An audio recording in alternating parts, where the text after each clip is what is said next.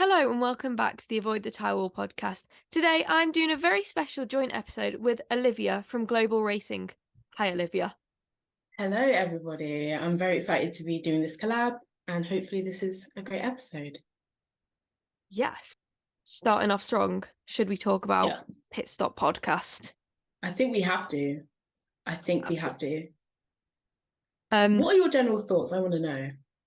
so let's give a little bit of background. Yeah, I really like Screaming Meals. I'm a massive Screaming Meals fan. same And here. so I like Screaming Meals. I think Screaming Meals is great. I think it's unique. But then, I saw it, and then I hadn't watched the episode, and I logged onto Twitter, and I was like, WTF? But I agree. Twitter's a place. Whenever I click on there, I feel like there's always something going on. I was going to start the episode. I was very excited. I was like, I love Screaming Mills. Let me put on the episode. I only watched about 10 minutes, and then I clicked off, went onto TikTok, and oh my gosh, everywhere. I Yeah. actually still have not watched the entire episode because I saw it on Twitter, and I know it's a really bad comparison to make, but that one with the like sunglasses that made him look like he was going skiing. I don't know what he's called. Don't care what he's called. But um, someone said that he was like his attitude was like that of Andrew Tate, and I was like, yes, because I know it's Yeah, bad to make the comparison, but I get what you I mean. understood it. I was like, oh, it's just archaic, isn't it? Yeah, I think I never finished actually. I got nearly to the end. All I can say is it's an infuriating watch. When you watch it, you're going to feel like mad. And I'm trying to make myself calmer. So I don't want to watch it and then be just mad for the sake of being mad. So I just couldn't finish it, to be honest. Yeah, I've got a few notes here, and I was like, the only positives are that it exposed their true colours, and it united most of F1 TikTok and F1 Twitter, and then it gave many female creators, like including me, a bigger platform and a bigger voice, because I don't know how many followers I've gained since this whole thing went down, which I'm really grateful for. But oh my God, it was just like, ooh. Exactly. I definitely agree, though. I think it was really nice to see a community that's very divided, I'd say. We're always coming at each other, but so united. It was really amazing to see. Especially, I think a lot of the male fans were supporting female creators and female fans. And I loved watching that happen.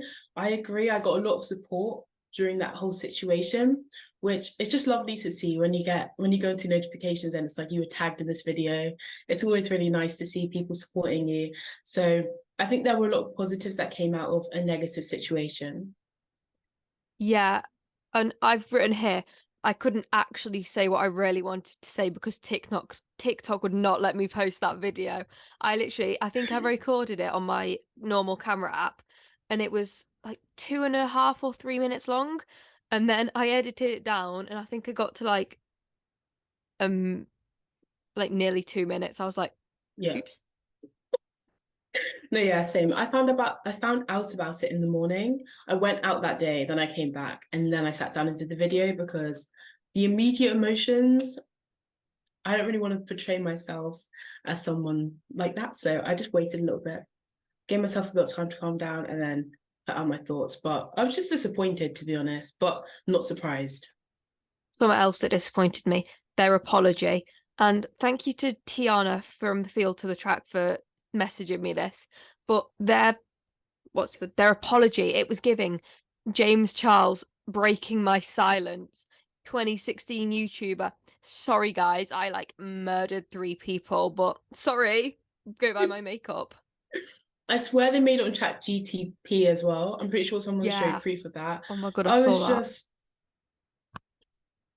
it was so disingenuous as well. And I don't know if I'm the only person, but apologies that are typed out to me always feel a bit dodgy. I'd rather have you film a video and at least try and pretend than just type it out on your Instagram story and hope for the best. Yeah, like an example of that is Katie, Danny Ricksbish. Um, she did a sit down apology video, for something that she recently got cancelled for. I'm not going to go into it Yeah. because it's none of my business. And I like Katie. She's really nice and she's lovely to me.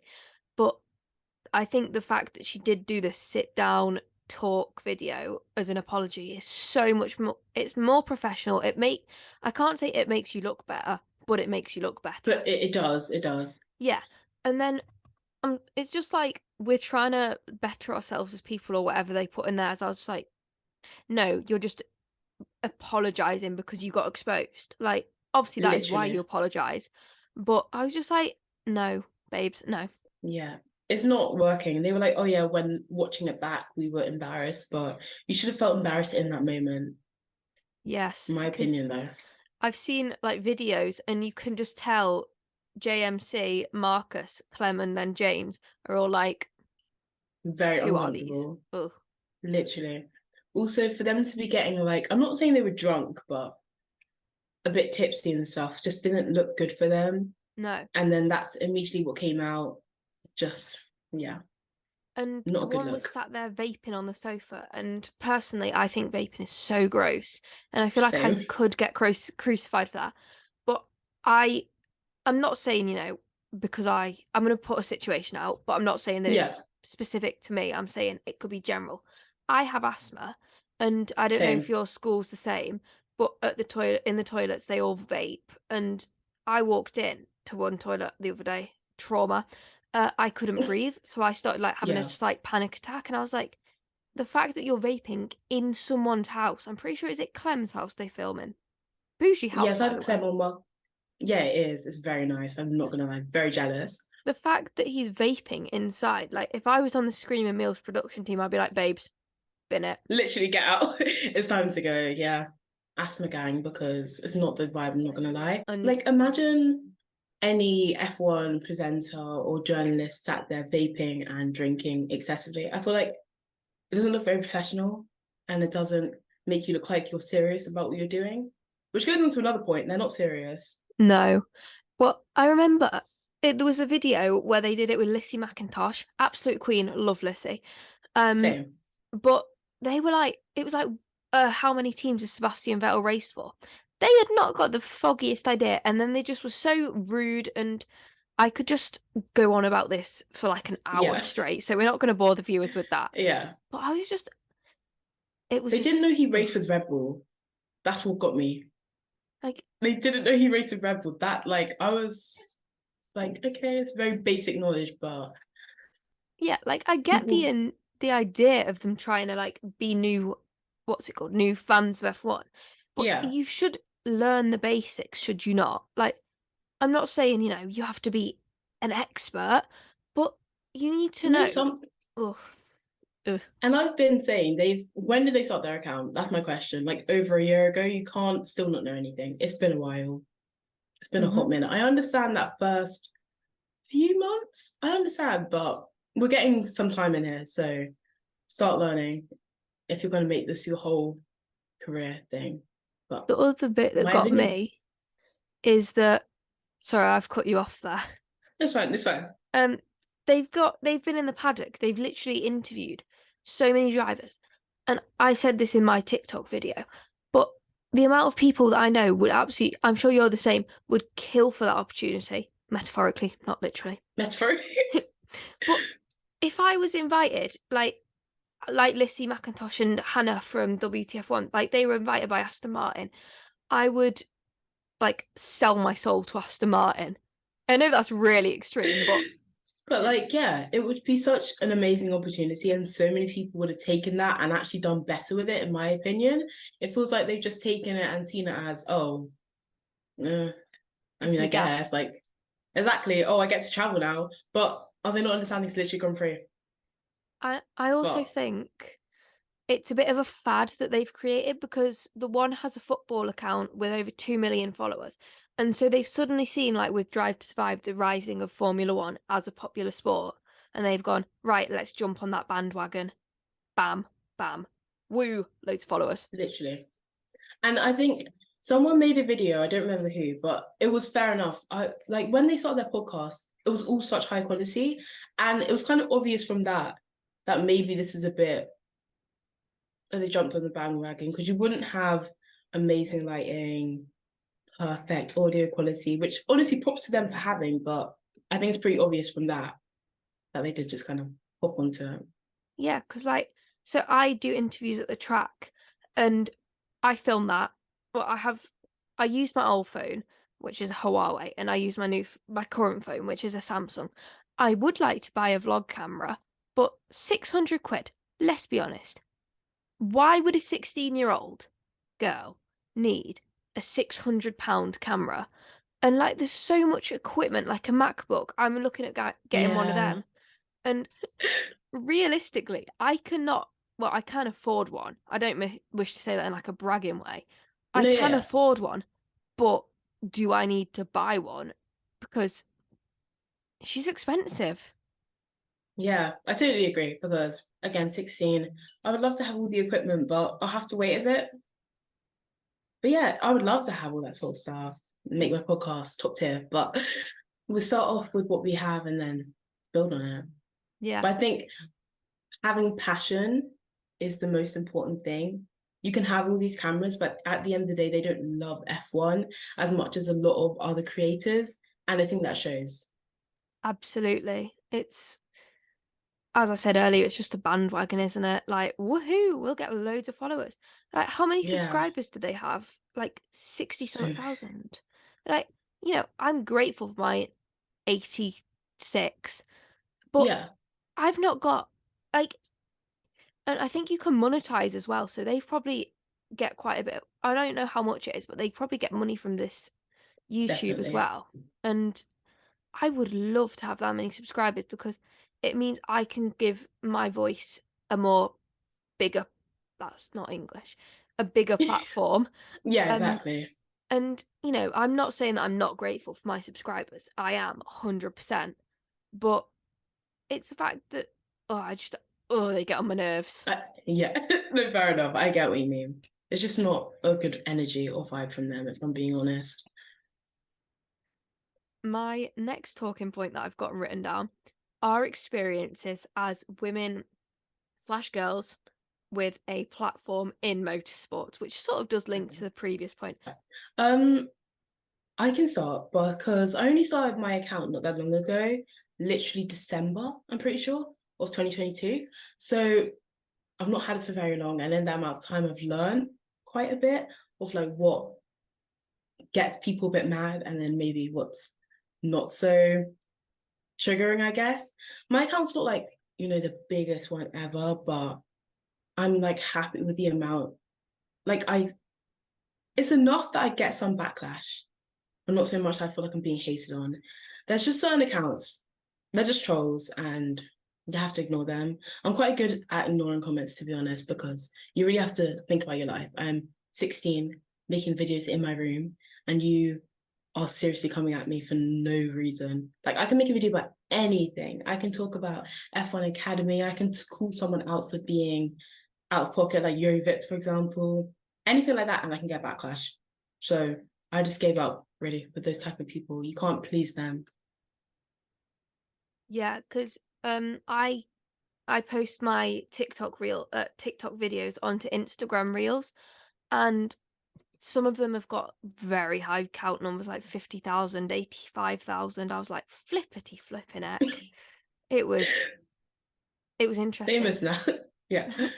But this one comment, and it stuck with me because it really, really, really annoyed me.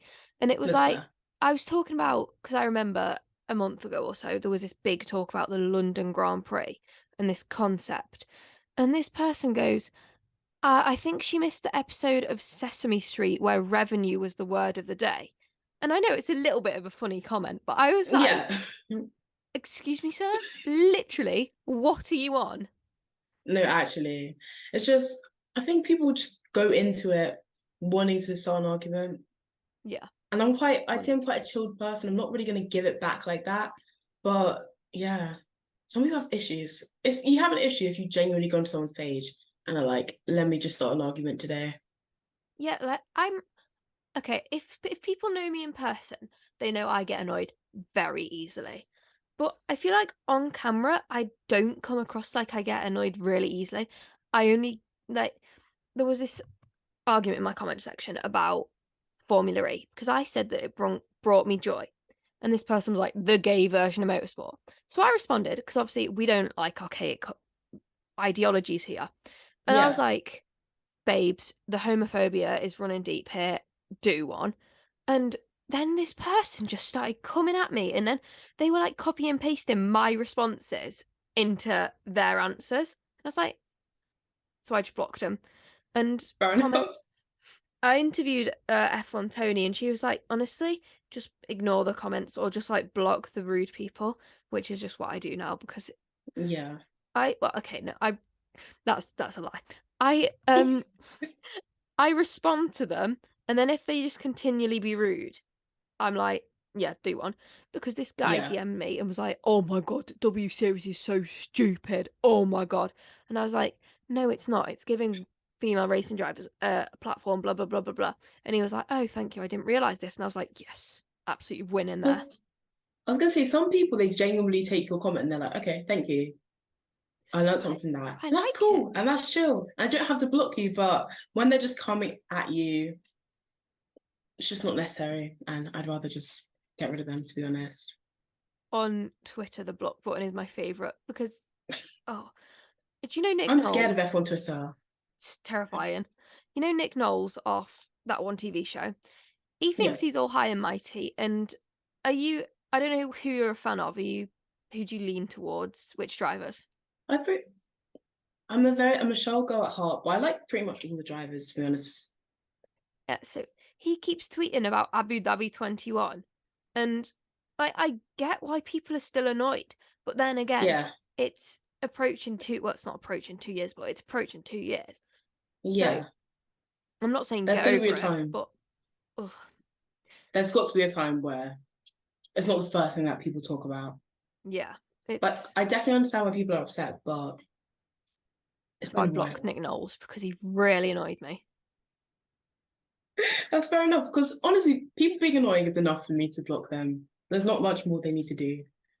Yeah, I'm and choosing peace. like every so often, it's F1 fixed, but like it's I don't know if you see the hashtag on Twitter, but I just block people who come up with that regularly because I just don't need the negativity, trying to be positive here.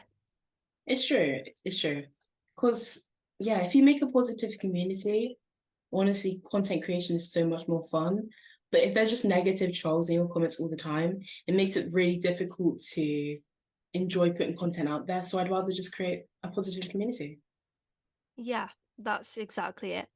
Have you seen the episode of Screaming Meals where Lissy McIntosh is there? Yeah. So she was saying that she didn't read her DMs, and I understand that. I 100% understand it.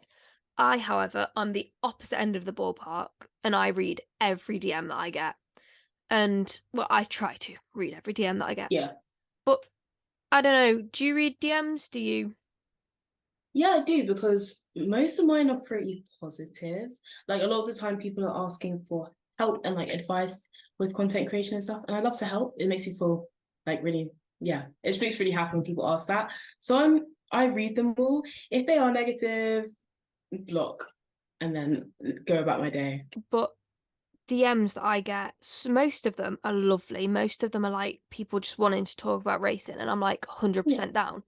But the occasional few are just really weird men, like being weird. But Yeah. what makes men think it's acceptable to be weird in women's DMs? Like, I know. especially the fact I don't I'm know if quite. Oh, sorry, what were you going to say? I was gonna say I think it's because it's behind the screen. They're like, Yeah, why not? But no. yeah. But I'm quite open about the fact that I am 16 on like social media, and obviously I'm 16 in real life as well, because I want to be transparent with my followers. Not 100% transparent, but quite transparent. Yeah. I learned this amazing trick the other day. You can restrict people rather than block them so you don't lose the follower, but they can't message you. It's Ooh. brilliant. That's smart. I'm gonna have to do that. 10 tenths recommend. Yeah. Have to start doing that. Do you want to sort of delve more into like content creation and Sure. stuff like that? Yeah. So, like my story, or just in general? Uh, well, we could do like our stories and then generalize it and talk about just content creation as a whole. Okay. So I got into F1 like a couple years before I started making F1 content. I didn't really use TikTok on the F1 side, so I didn't really know that existed. But my sister was like, "Oh yeah, let's go with Lissy McIntosh." She introduced me to all of them. So then, like October 2022, I was like, because my parents, they want me to do like a degree, if you know what I mean. And I go to like a grammar school, and they were like, "Do this, do that," and I was thinking of doing law. No.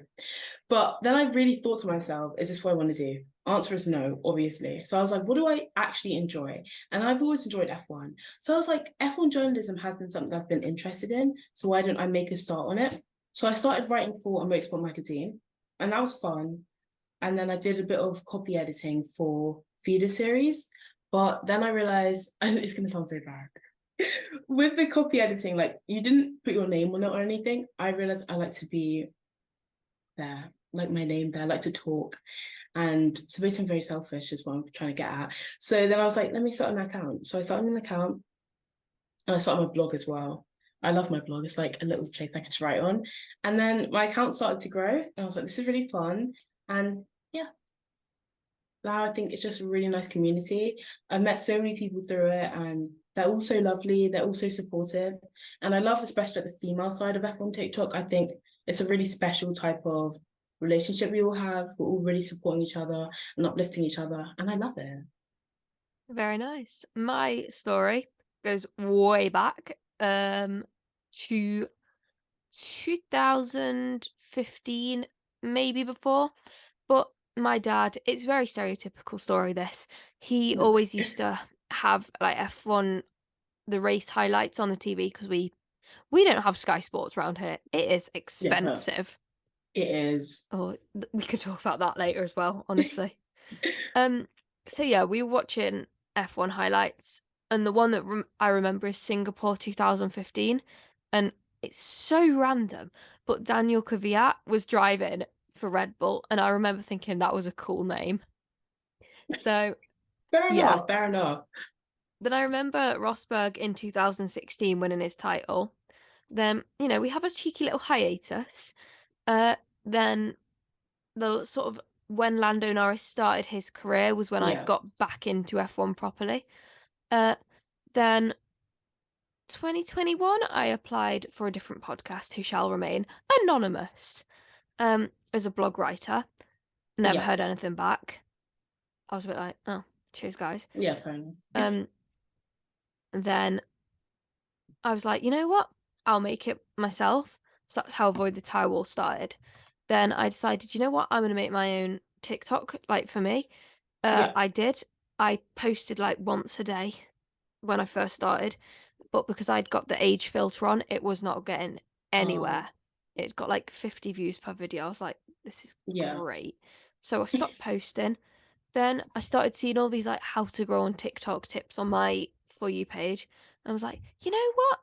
I'm gonna start at it again. And so I Fair enough. post 3 times a day. It does slightly drive me up the wall sometimes, but yeah, we Yeah. are growing. It is great, and here we are. I was gonna say, because once that growth hits, it's like it feels really rewarding, I have to say. But I think F1 TikTok, because I mostly use F1 TikTok and F1 Instagram. I'm scared of F1 Twitter, like I said. I don't even want to go on there. That place scares me. But I feel like content creators are becoming more and more important. Obviously, we're probably on the younger end of content creators. Most of them are like 21 or something, but they're becoming really important to the sport. And I think that's really cool. That Yeah, something that you can start in a room can actually affect such a big sport. 100%. Like, I think Lissy. Who are the big three for me?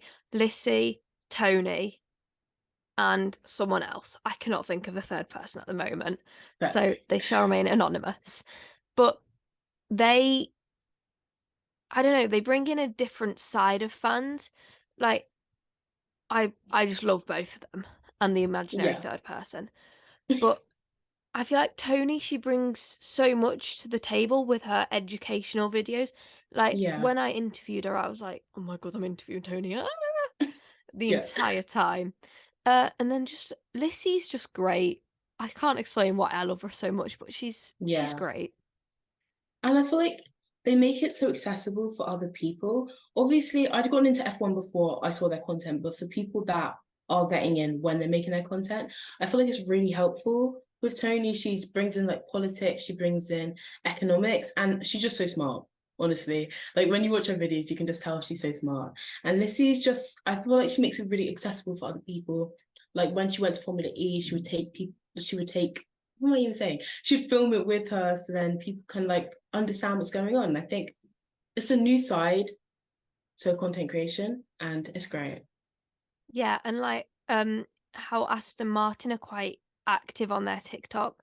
I think that is so good and it makes me want to support them more. I'm not really a Fernando fan, controversial, Perfect. but I think I'm grown. He's grown on me slightly. But Same. Aston Martin, like the fact that they are so good with their fans makes me want to, you know, interact with their content, reach out to them. And it I do sometimes steal their ideas, but we don't That's talk fair. about that.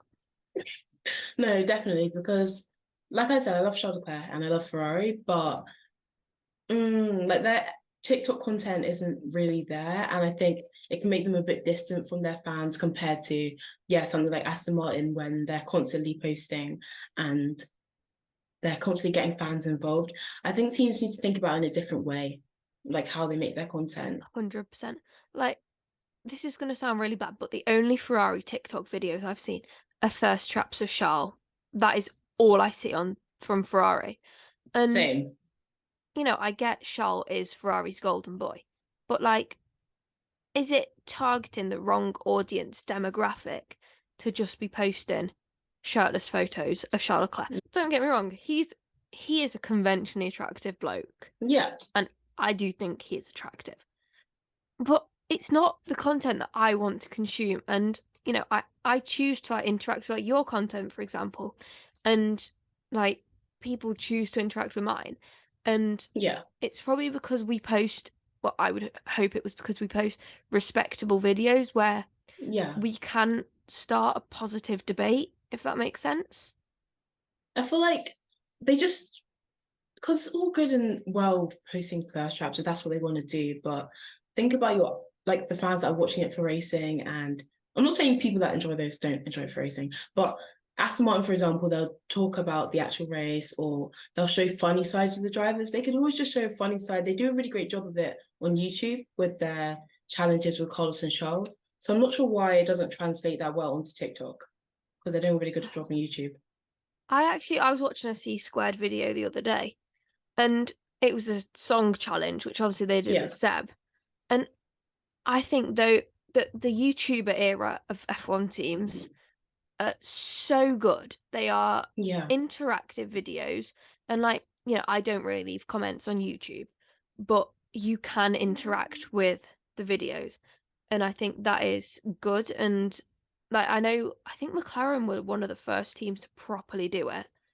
And that's so why. Yeah, yeah, they're like, because you can get fans who go back and watch the videos over and over again because they enjoy it. And so I yeah, think that is a good tool for what are they called? F1 teams to use. yeah. Definitely. And I think even the F1 Grill the Grid videos, all those types of content, I think it's long enough for it to be engaging. Sometimes the TikToks can be a little short, so it's like, oh, that's funny, and then you just scroll. But YouTube videos, you like actually can get to know the drivers. And I think honestly, they should do more of those type of videos with like F2 and F3, because I love F2 and F3. They started doing them a bit like get to know the drivers. And I think any long form content is good to get to know different people, get to know their personalities, or at least what they show as their personality. So I agree. F1 YouTubers, elite. I love it. 100%. Do you struggle for content ideas? Because this is going to sound really bad, but sometimes I just have mind blanks. And so, if my content sort of dwindles, everyone will know that I've Yeah, had a mind blank now. But like, it's difficult. This is going to sound it like an absolute is. first world problem, isn't it? But it is difficult to come up with It content and is. execute it. Especially when I was like, oh, I'm gonna do 3 TikToks a day. I don't know what I was thinking, but now if I stop, I feel like I can't stop because I started it now. So yeah, some days it comes because I Mhm. can talk for days. So sometimes the ideas are like rolling out, but some days it's like painfully slow and my brain is just not working. I find that, like, 'cause I have post-it notes by the side of my bed, and like I'll be there, like laying there at like 11 at night, and I'll be like, oh, this TikTok audio of like, you know, that sound that's like I'm a 90s baby with my Yeah, whatever the heck it's called. Um, I had like a genius idea to do that last night, and so I've yeah, put it out today. But it came to me at like 11 at night, and then I sh I like the CapCut templates because they do help, yeah, but then relating them back to F1 is sometimes impossible. yeah. No, so true. Like some of them just have no connection at all. But yeah, I think, yeah, sometimes it is just difficult, I'm not gonna lie. But sometimes it's the videos I put the least effort into that do the best. And that's always really confusing. Because I love to talk. I love my talking videos, but my talking videos never do as well. And then one time I was like, let me just do a talking video. And then it blew up. And I was really confused. So the ones I don't expect to. Yeah, like my most viral video on TikTok, it's literally a CapCut template, and it is a little bit frustrating because, like, you know, as you say, the TikToks you edit to perfection, you absolutely beautifully do. They get like 200 views and like 2 likes. Okay, not Literally. quite 2 likes, but like One of the videos I edited so much, it got taken down. So I've never edited it since because I was so mad. I was so mad at TikTok. And they just took it down. They were like, oh, you community guidelines. one of my videos, the only video I've ever had taken down for community guidelines, was about with so I do commentary on the Yeah, side for F1, and I have this thing called the Teagan curse, where it sounds really stupid, but whoever I say is going to do well in a Grand Prix does abysmal. And like Australia, for example, I was like, yeah, you know, I think Pierre Gasly's going to do great. Pierre Gasly did not do great, and so I was talking about, you know, the Teagan curse, and then it yeah, flagged it as like inappropriate, and I was like, babes, it's literally light-hearted fun. literally. Just I made a my 2026 F1 like grid predictions. Why that got taken down? I said nothing. I literally said who I thought was going to be in each team. But sometimes TikTok just hates me. Like there was a that time I is was shadow banned for like a solid week, and no one can see my videos, and it was really painful. I'm not gonna lie. We have to power through. how do you even get shadow banned? Like, I don't even understand it. It's like such a weird thing though, because I was like, my videos aren't getting many likes, and I'm confused. Let me just check on my other account. So I went onto my personal account and looked up like my TikTok. You go into the account, tell me why the video wasn't there. Like That jokes is aside, it doesn't even show up. that is I was so actually, mad. oh my God. Yeah, No, 'cause like this is like when I was got my community guidelines violation. I have my Avoid the Tyrewall account, I have my account, and then I have my private account, which yeah, no one is allowed to follow besides the 70 some people who follow it because it's yeah, like from school friends, family, etc. Like same with Instagram. Um, yeah. and I went on it and was like, bloody bloody, where's my video? Why is my video not here? So I went back onto the other account and was like, what? Exactly.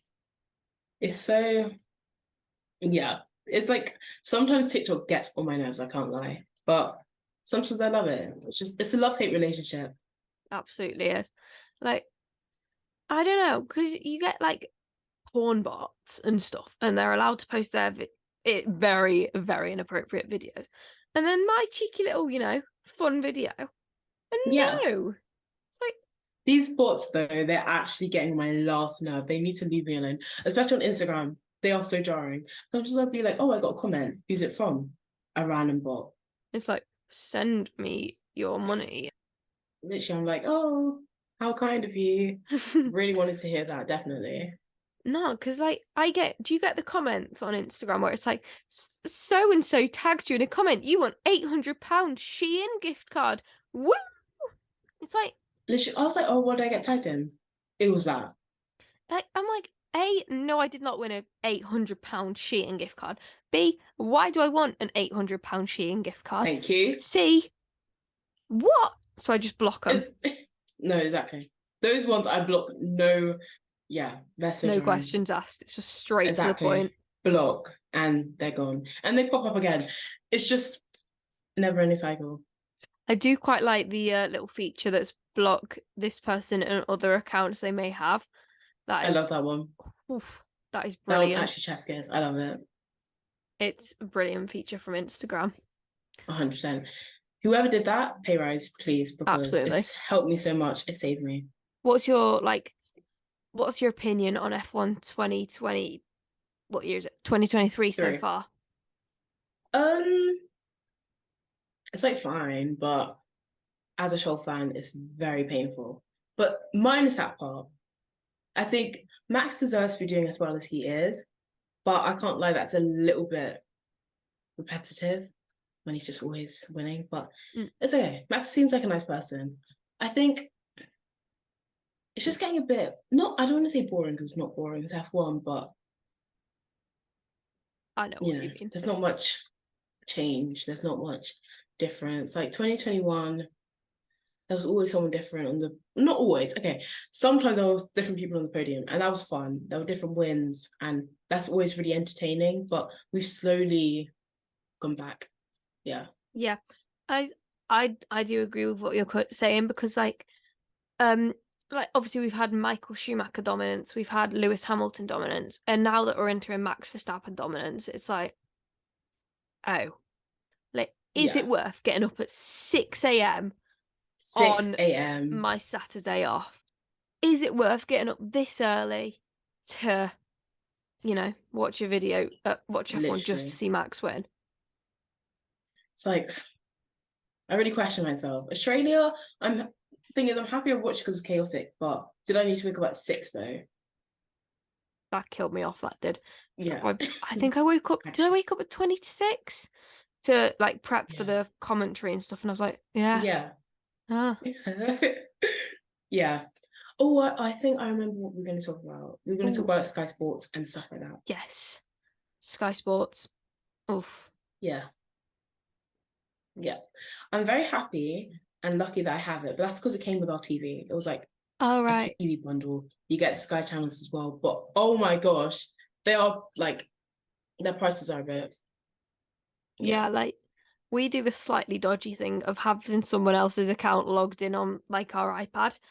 And so we've got everything access on the iPad, but then on the TVs we just got cinema. But it's the fact that you have to buy Sky, then you have to buy Sky Sports, then you have to buy Sky Sports F1, and it's just I think shocking. That's a big reason. Literally, I think that's a big reason why they aren't getting as many fans, because like football is so accessible. There's so many different channels you could get that on, but but F1 is like you can do Sky Sports F1, Channel 4 do it, but it's like later on in the day, so it's a bit harder for people to access. Obviously, there's YouTube highlights, but everyone wants to see like the live race action. So, well, the only other option, I do actually quite like Channel 4 F1's commentary. I feel like, Steve Jones, Mark Webber, David Coulthard, and Billy Munger are a good team, with Alice Powell occasionally. They are a good team, but the other option is a dodgy link, and it's in the name.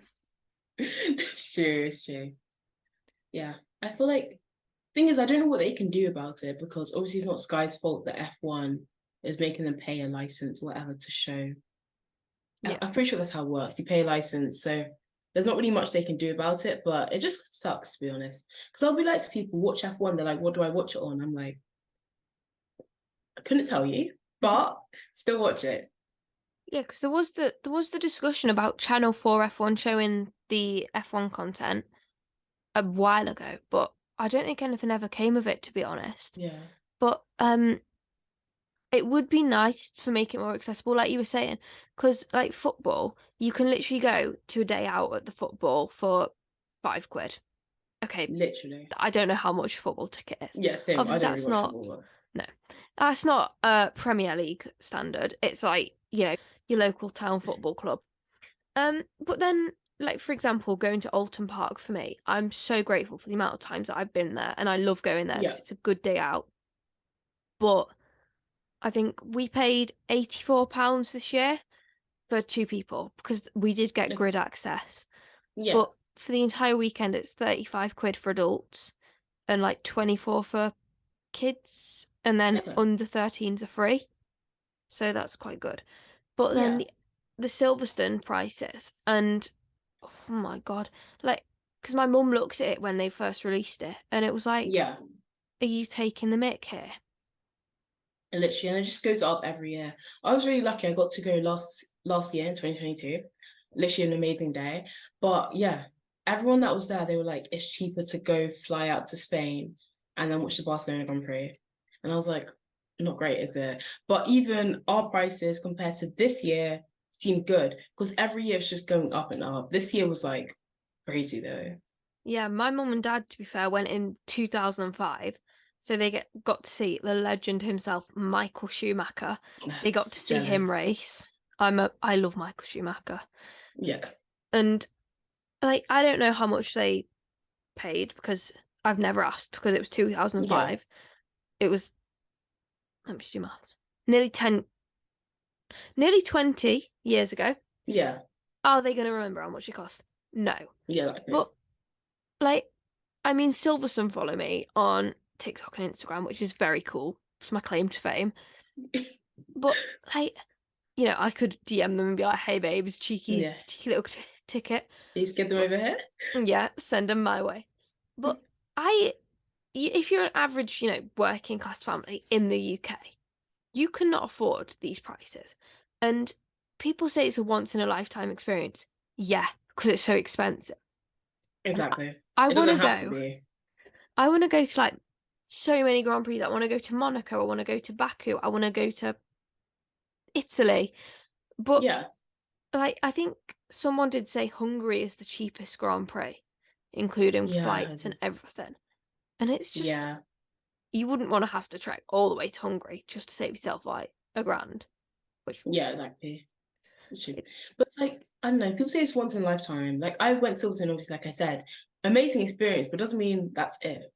yeah. That's not once. I want to go again. I like to other Grand Prix. So I feel like they're being a bit stingy with the prices.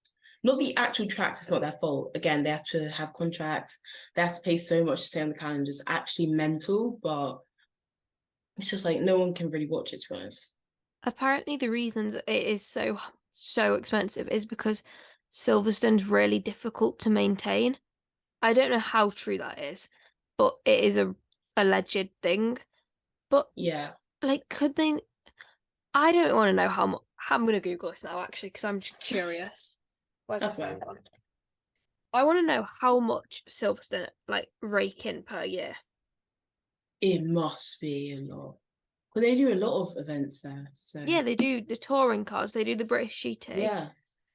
Even when they just super bikes, everything. Even when they just get money from the museum and stuff like that. I've It should never been to be the museum. Is it good? I've never been. Oh, I need to go there.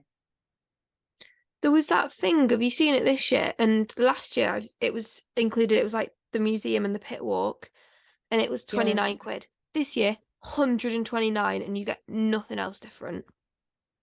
Is that the one that's like on the Thursday? Yes, I think so. Yeah. How much annual? It must be crazy.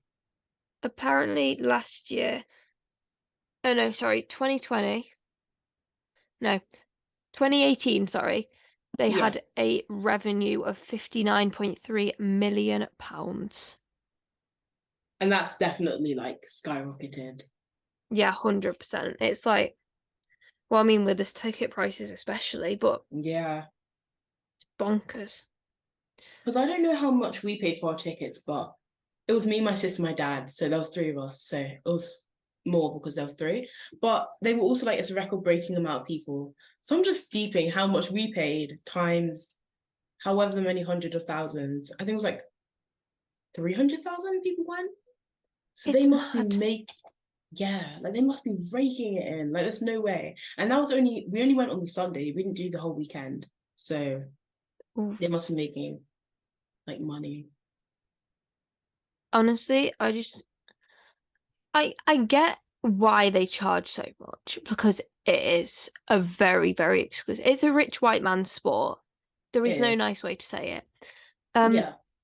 But it's, as you were saying, it does make it inaccessible, and like these, I don't like, Stefano Domicelli or whatever the flip he's called. Yeah. I don't like him. He's annoying me at the moment, and I feel like he's making all these choices for F1, and it's not benefiting the sport itself. It's Literally. literally benefiting him in his like probably fancy pants house in Italy. When he started talking about getting rid of practice, that was too far. It's I was like, let's be totally for right now. They need the free practice to yeah. literally they're driving. But he was like, oh, but the fans don't like it. It's not all about the fans. No, because like the sprint races, don't get me wrong, I do enjoy some of the sprint races, Yeah, but but we don't need them at every single race. And then that's what I'm saying. the 700 million races a year, we do not need 700 million races a year. Because, like, though I complain when F1's not on, I'm one of those people that I'd rather have like 20, 21, maybe 22 maximum. Then it feels a bit more like a special occasion. But why were they trying to do 24 races this season? It's silly. 24 plus 6 sprint races is actually mental. Yeah, and then what are they called? The American races as well. Like, obviously I'm British. Spoiler alert. Yeah, Don't know if you could tell. Um, it's like, why do we need 74 races in America as well? Like, that's what I'm saying. they add, okay, they don't add nothing to the calendar, but the Vegas Grand Prix Lit- track, yeah, it looks. When I saw the track layout, why would I watch that? I was like, why would I watch that? I didn't like Miami either. That's my own thing. I just don't like that track. I don't know if you remember the launch party. for It which was Grand? for Miami. It was like the most fake thing I've ever seen. They got all the drivers on like a big stage, and then they had a bunch of like influencers and stuff in front of them jumping up and down. I was like, is this F1 or like what am I watching right now? I don't like Miami. It could To be go. fair, my aunt was at the Vegas launch party, and like, I'm sure it'll be good vibes, Yeah. but COTA is the OG American race. It's, I think COTA just seems like vibes. I'd quite like to go Yeah. there. I'd go full cowboy garb. I'd have me cowboy hat, me cowboy Hats, boots. boots, everything. And like COTA is iconic. But then Miami with the fake water. Apparently it's real water Isn't it this year. flooded right now? I was gonna say, isn't it flooded right now? I just like jokes aside, like the pictures I saw, water everywhere. So they won't have to worry about the fake. Oh, just Yeah. like, and I get F1 cars are bigger as well, but Monaco needs to stay on the calendar. I mean, I recently went to Monaco. It's a lovely, lovely Ooh. place. 10 tenths I was gonna say, recommend. imagine. Yeah. And I'd like to go there as well because I know it's a social, like it is a social symbol to go to the Monaco Grand Prix. I just think it'd be cool. Yeah. They would be sick. And it's one of the oldest tracks in the calendar as well. Yeah, It's just cool. I quite like, I think Spa would be good as well. But why have they moved that to before the summer break? Spa always goes after the summer break. They're messing around with the order and I don't know how I feel about it. Because normally Baku's like further back. Like it's Is in it? June. Like normally it's like early June because I remember Baku 2021 was on my birthday. That's all I remember. And my birthday's in June. So I'm like, it's April and it's going to be at the end of April. So they've moved it forward. I just don't know, Yeah, to be because honest, who's making the didn't it calendar. didn't it used to go?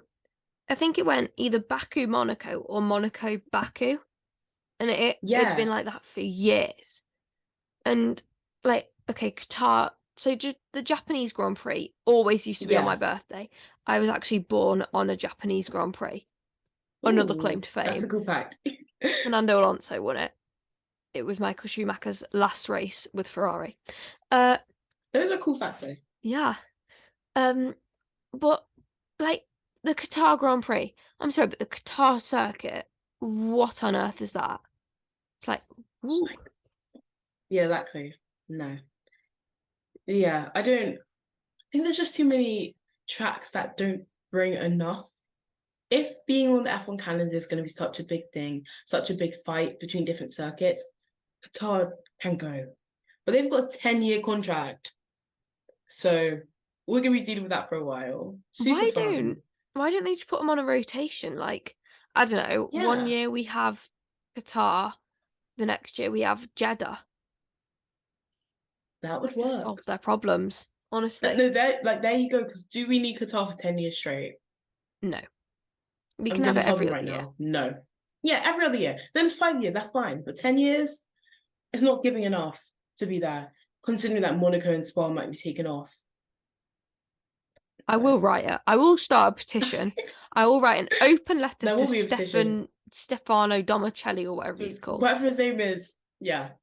Take off Qatar, bring back Spa or Monaco. That rhymed. It God. does. So it's meant to be. So they should change it. What else? What got dropped off this? Oh, France. I didn't like Paul Ricard that much though. It The lines was, make me feel a bit dizzy. yeah, and it just wasn't bringing anything, to be honest. It was Was it a bit always, bland? yeah. Like whenever I'd watch the race, I'd be like, this is a bit of a waste of my time. But I feel bad for French people, but what can you do? If they ever took off Silverstone though, that I would write then. That would be an issue. See, I quite like the idea of like a Grand Prix at Donington Park. Like, I know it's not very accessible for like transport, but Yeah, there was years ago, like Bernie Ecclestone days, there was the thought of having a Grand Prix at Donington Park, and there was a Grand Prix at Donington Park. It was the European Grand Prix in 1983. Don't hold me to that. It could be yeah. wrong. I think it ended It's with a pretty 3. cool. Um, and it could add a unique way of looking at F1. And I'm not saying, get rid of Silverstone, but I think maybe look Yeah, at different options for it's Grand Prix fair. Rather circuits. than building one in London. Because I live near London, and it would be accessible, but I don't know if we need F1 cars driving around in London. That's a bit, Well, I yeah, don't know whose because idea that was. it's like the London E-Prix. It's really good. I don't know if you've ever been to Yeah, it, but I've never been, but I've seen it, yeah. yeah, I went last year and it's really good, but we don't need F1 races there. Plus, there was this lump in the track where the Formula E cars, because they're not as delicate as F1, they'd Yeah, hit it and the car would be fine. But I'm not being funny. If an F1 car hit it, it'd be like bump. yeah, that's not great. Like, yeah. You even see that with like Monaco, they always have to dodge that one big bump as they're going down the hill.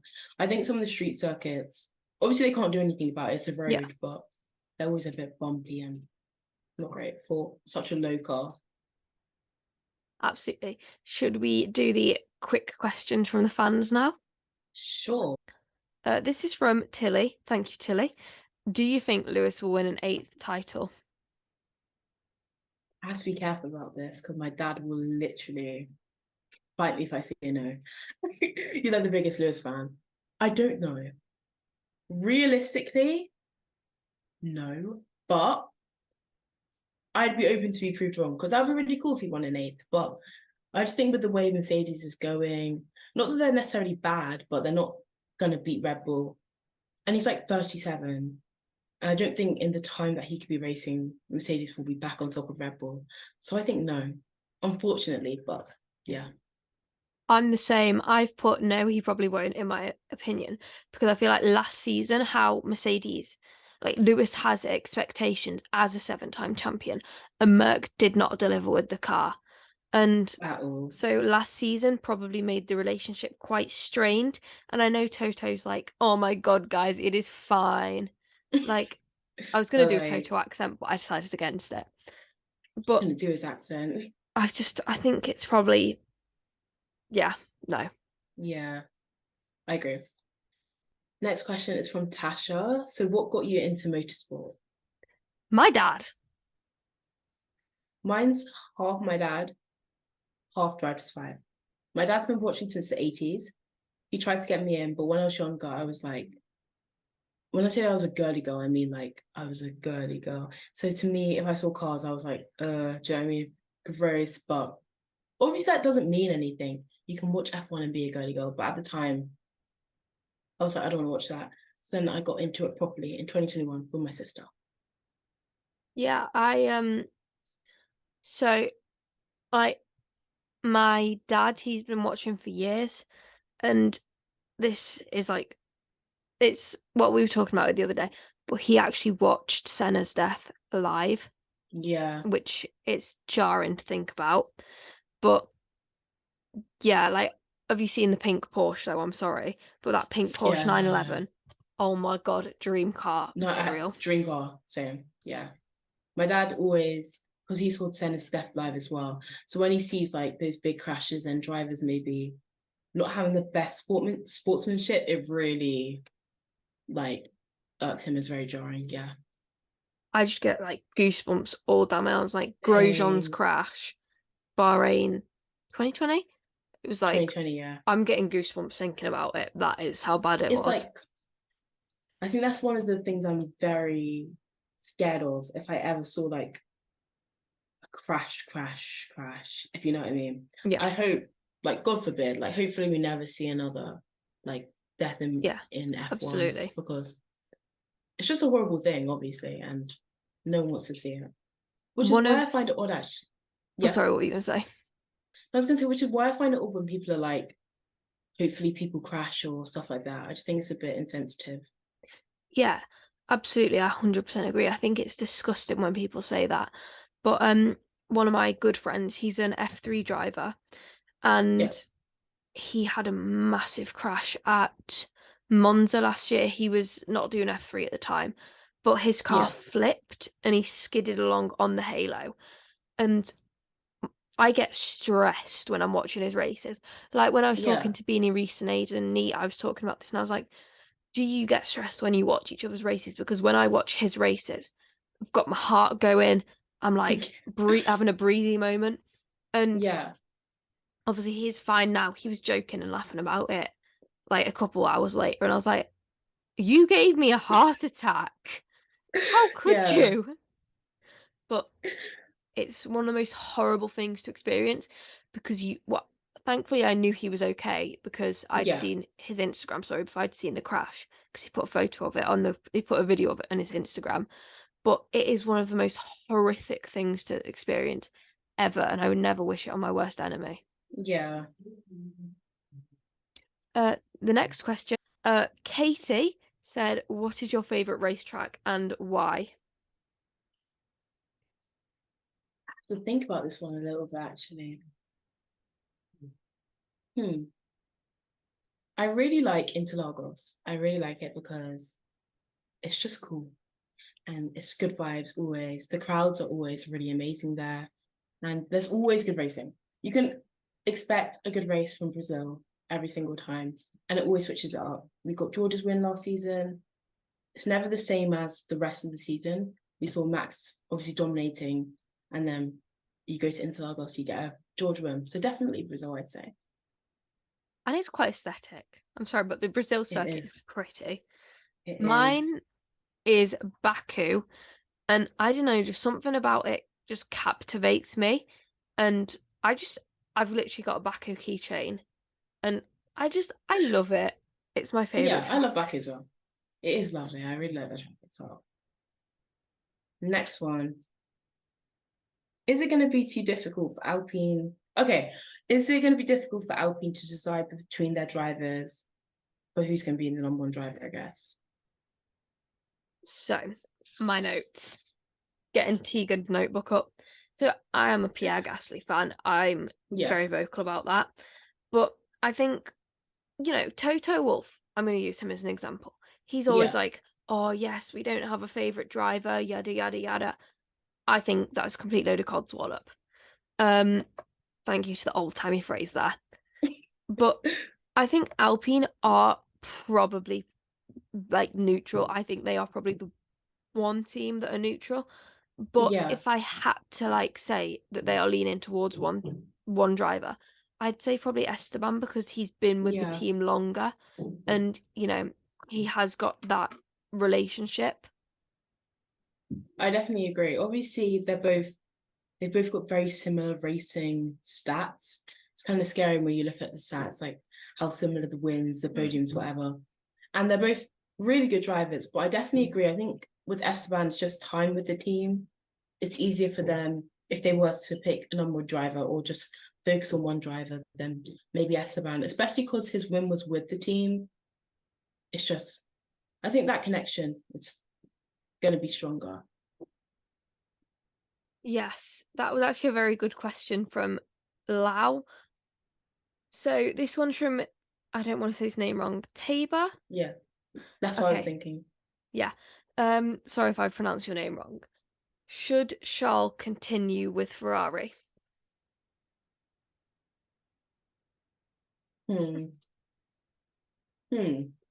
Thing is, whenever I bring this up, people are like, oh, he would never leave Ferrari. But I think he should.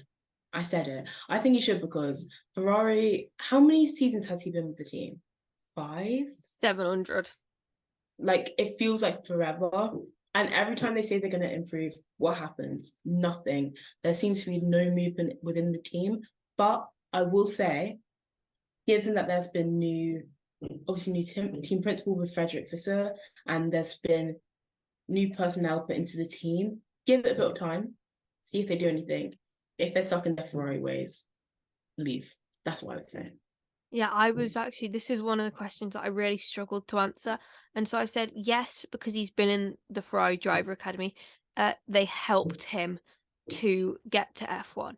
And he had like well, okay, he's the Ferrari Golden Boy. And he had, slash potentially still has, a decent relationship with the team. And, they seem to respect each other professionally. But then I've put no, that because they keep screwing him over with the car, with the strategies, etc., etc. Definitely. I think in terms of it being literally Ferrari, he should stay because who doesn't want to win a championship with Ferrari? But realistically, is that going to happen in the near future? He seems to really want a championship. And with that, you have to be a bit selfish, I think, with your decisions. For example, like Max, people call him out on it, but he's never afraid to talk, I guess, bad about Red Bull when they do mess up. And though it makes him seem selfish, that is the mentality you need as a world champion. So it's lovely that he knows the team well. And for that reason, I'd say stay. But at the same time, knowing a team can't excuse all their behavior. That is straight fact. Okay, next one from LED. What would you say your favorite out of F1, F2, IndyCar, etc. is to watch? So I'm going to include a couple here. So Formula E, because the drivers just go for it and it's amazing live. F3, it's chaos, but in a good way. I've never watched IndyCar, but I would really like to get into it. Same. F1, it's a bit dull sometimes. So I think that sometimes the feeder series are like so much better than actual F1 itself. Definitely. I love the feeder series because when F1 gives me nothing, I can always go watch F2 and F3. For me, I think my favorite to watch, if I'm being super truthful to myself, is probably Formula 2 because I love Formula 3, but sometimes the chaos can be too much. I love Formula 1, but sometimes there's not enough chaos. And for me, Formula 2 is that perfect balance. Also, the grid is just so good this season. There's so much talent on it. And I love watching it and then seeing the drivers progress. It makes me feel like I've been there since the beginning. So I love that.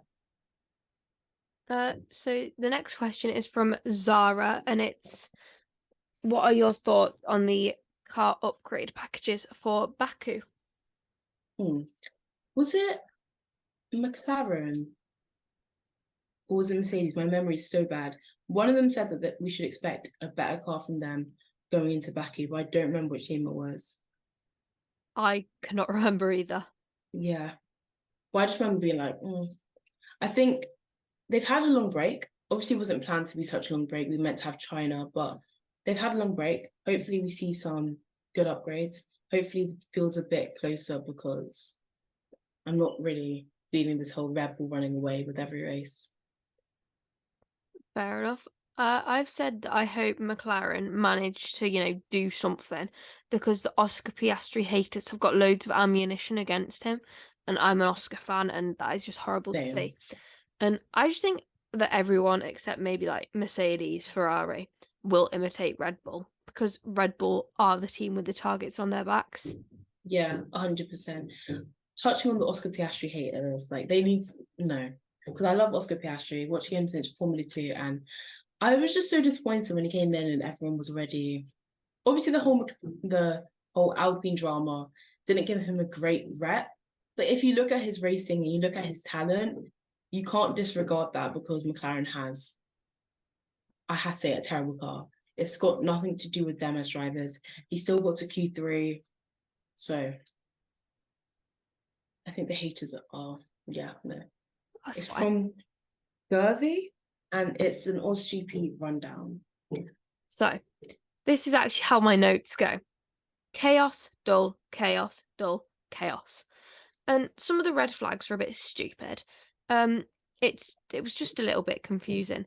But on the F1 game, I know it's not the same as in real life, Yeah, but the Australian Grand Prix circuit is very difficult to drive. that's fair. I've actually recently gone to the F1 game, but I need to get better before I tell anyone because I want to be able to smash them out the park. But I definitely agree. Some of the red flags or the standing starts, so unnecessary. On the last one, I was really confused that we were restarting. I know they want to do that whole thing where they complete the total amount of laps, but when you can see that you've just restarted and half the grid has gone out, do we really need to keep going? In my opinion, is like no. Yeah, because I was like sat there and I was trying to commentate it and I was like, why does it say we're doing another lap? They've literally put the checkered flag out. Why have they put the Literally. checkered flag out? Like, what is going on? And then the last start annoyed me so much because they just went around and they were like, oh, Max wins the Australian Grand Prix. It was like, obviously, we didn't need another start for that, especially because they were delaying it by a whole other 10 minutes. It wasn't the vibe. Honestly, the crash with like Pierre and Esteban and XYZ and whoever else got Exactly. involved. I was just like, professionals. Exactly. Professionals. I feel like it definitely could have been prevented because there was no need to get everyone back out in such a way. I feel like they think standing starts, they are the most entertaining, but you have to think about it on a case-to-case basis. You don't always need a standing start. And that was a case where none of those people really needed to DNF, if being totally honest. And there's some people that were really good contenders, like Pierre was sitting in P5 or something, Yeah, had to crash out. We had Logan and Nick. So many people. I can't even remember how many people crashed no out. fact. Thank you so much for watching this collaborative episode between Avoid the Tyrewall and Global Racing. Let us know your thoughts on the topics that we covered and see you next week. Bye! Bye.